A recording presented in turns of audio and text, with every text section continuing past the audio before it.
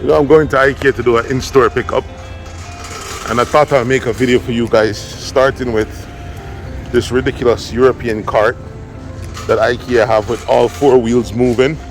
Kind of crazy and hard to control, because look at here, it could even run sideways like a crab. See it? And this is one of the two entrances. This is what it looks like. This one of the two entrances. Upstairs there's a lot of like layout. I hate driving an IKEA cart, man. I'm gonna leave that cart alone. I'll pick up another cart, maybe this one. But the store is very much like a warehouse. Funny how the passage to get in is narrow, but the store is very much like a big warehouse. And then you have other areas, even downstairs, that have everything laid out. One of the things that you'll also notice is that it's all self-checkout. I'm gonna take a little stroll through, show you a little bit more about the layout of the store.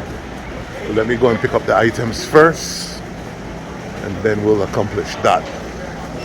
The staff went around back to pick up our online purchase, so I'm just having fun playing with the shopping cart. Whippy!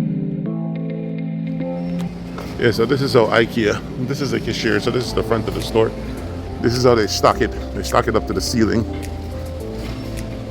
And really coming back here, I do an in-store pickup, but I'm really coming back here to get a wine rack.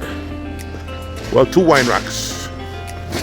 A real good friend of mine asked me to ship two wine racks for him. So I had to come out here to do an in-store pickup. And while I'm at it, I'm just gonna get a couple of wine racks for him. So we're going from what looks like the industrial side to the section that has everything on shelves, like, you know, small accessories, wine glass, that stuff. Now in this section here is where you definitely get your butt lost if you're not paying attention.